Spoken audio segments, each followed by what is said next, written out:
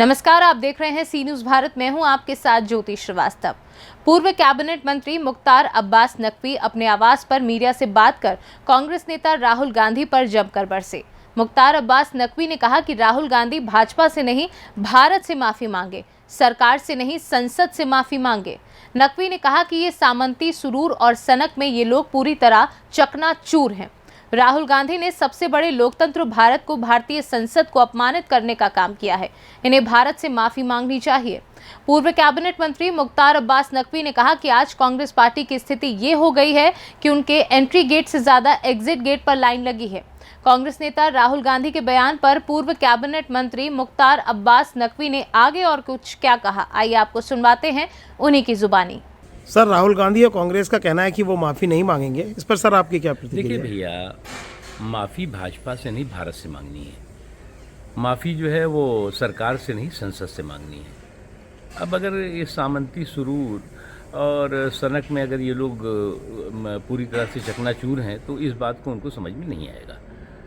आप जो है वो विदेश में जा कर के दुनिया के सबसे बड़े लोकतंत्र भारत को और भारतीय संसद को अपमानित करने का काम करते हैं, उसके खिलाफ दुष्प्रचार करने का काम करते हैं, उसके बाद चोरी और सीनाजोरी, उसके बाद कहते हैं जी हमने तो जो कहा वो बिल्कुल सही कहा।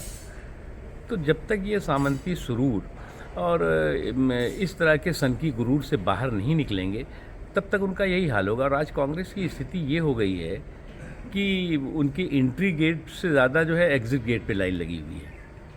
खुद कांग्रेस के लोग इस बात को महसूस करने लगे हैं कि जो बेवकूफ़ियाँ उनके नेता, जो बच्चे खुचे नेता हैं वो कर रहे हैं, वो निश्चित तौर से कांग्रेस का बंटा धार कर रहा है। और दिक्कत उनकी ये नहीं है, उनकी जो दिक्कत है कि भारत की धमक और मोदी की धाक को कैसे धूमिल करो। और मोदी की धाक और भारत की धमक को धूमिल करने की धूर्ततापूर्ण जो इनकी बेवकूफ़ी है, जो धूर्तता है, वो खुद इनको धूल धूसरित कर रही है। आज देश जो है वो पूरी तरह से बदल चुका है।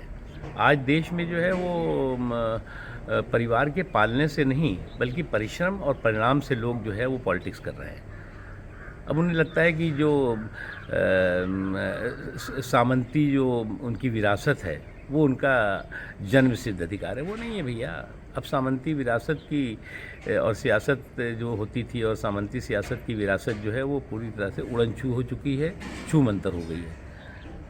और जब तक ये बात वो हकीकत इस देश के बदलाव की, इस देश के परिवर्तन की नहीं समझेंगे तब तक उनको इसी तरह की मुर्गी खानी पड़ेगी। एक चीज़। दूसरी इम्पॉर्टेंट चीज़ है कि आज संसद जो है वो संसदीय या संवैधानिक मूल्यों और मर्यादाओं से चलती है। आज जो है वो इनके जो सामंती अहंकार, अराजकता, उद्दंडता से नहीं चलती। लेकिन इनको लगता है कि ये सामंती अहंकार, उद्दंडता और अराजकता से संसद को हाईजैक कर पाएंगे या कर लेंगे। ये उनकी बहुत बड़ी गलतफहमी है। इसलिए मेरा यही मानना है कि उन्होंने गलती की है। उन्होंने जो है वो कोई बाई चांस गलती नहीं है बल्कि बाई चॉइस की गई गलती है।